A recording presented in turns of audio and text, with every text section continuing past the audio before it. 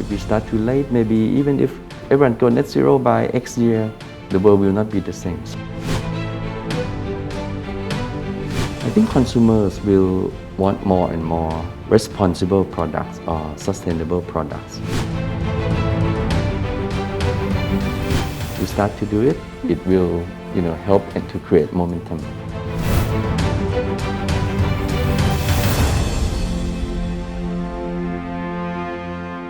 COP26 just done a couple weeks ago.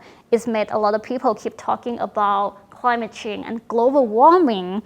Do you think if we start to set zero today, how the world will change in 2050? It's not COP26 this year, right? But same topics Forever. were discussed in Paris, right? That's why they had Paris Agreement and Kyoto Protocol. So Right.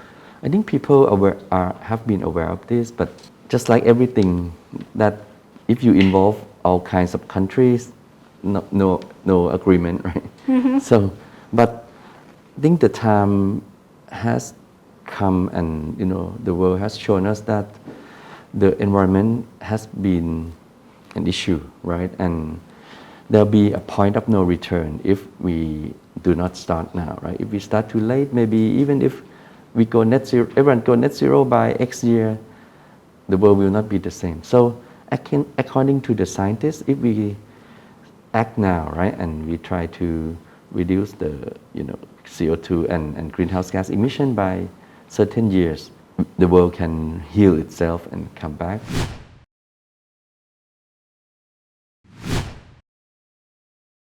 So that's why, even though our target is still 30 years from now, right, to be zero, but it's still enough time.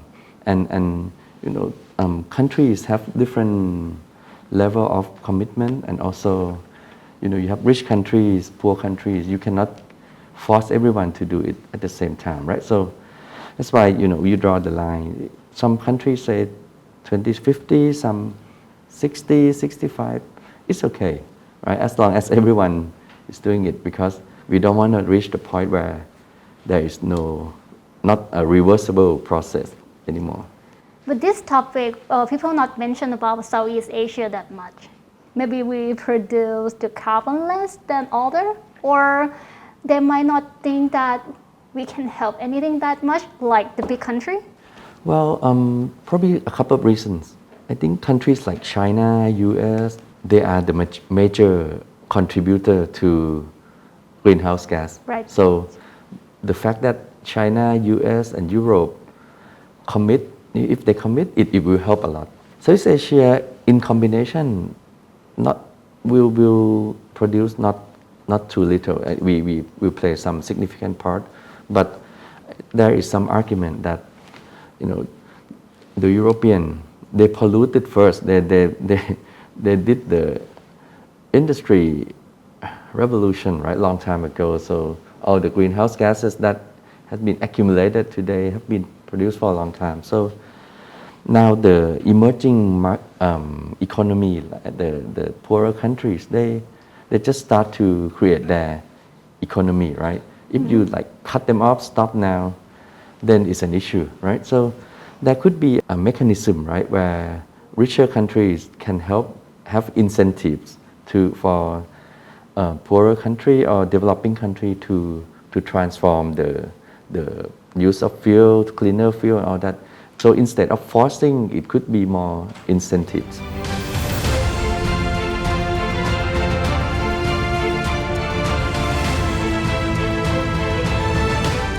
As I remember, GC is the very first company that talk about circular economy. But the question is, besides transforming chemicals into products that bring the most benefit, what is GC circular economy? Well, I think it's part of our philosophy, right? We have instilled circular economy into almost everything that we've been doing. Of course, it's a gradual process, right? Right. Start maybe slower, but now we are full function now. So when you talk about circular economy, right, it's about how to utilize the resource the best we can, right, and conserve energy and also produce something that is not harmful to the environment, right? It can be reused. It's a circular way of using and utilizing the resource.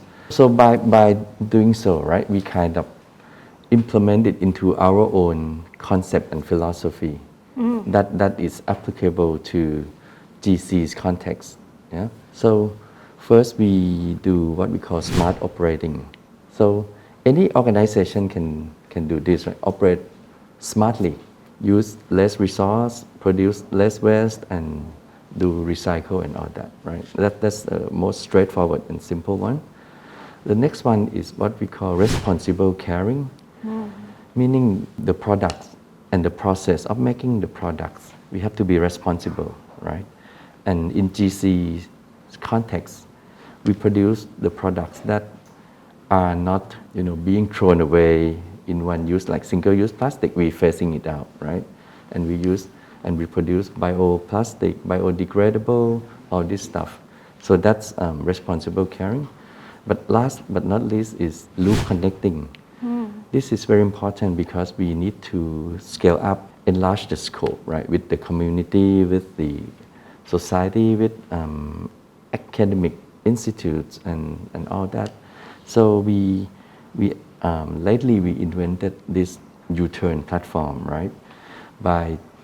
Starting from collecting, separating, and bringing the plastic into the recycle and upcycling it. And we do it with many institutes and people.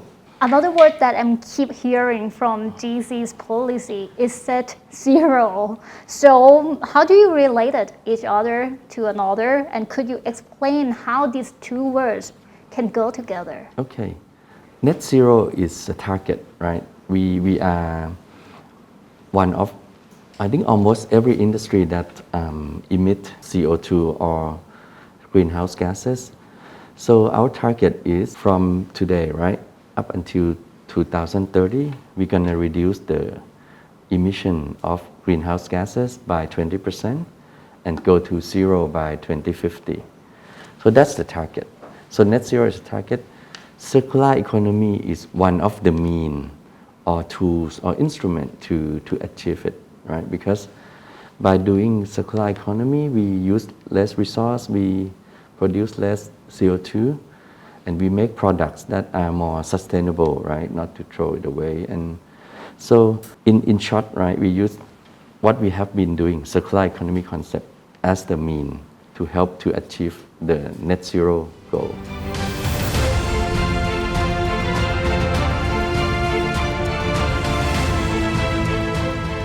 Now the trend of consumer has changed a lot. I went into the shopping store in the other day and they showcase products made of sustainable material in the front along with the labels. As a leader in circular and sustainable economy, how far along do you think until the green fashion trend will be the main trend of consumer? I think it's in the trend now, right? It's part of the trend. Maybe there are many factors, whether you can use how many green products or not. But for us, right, we have invested in bioplastic for more than 10 years now. So in the beginning, people complain, right? Why did you do this? It's not profitable. But now, very good and in trend and also profitable business. So I think consumers will want more and more responsible products or sustainable products, right?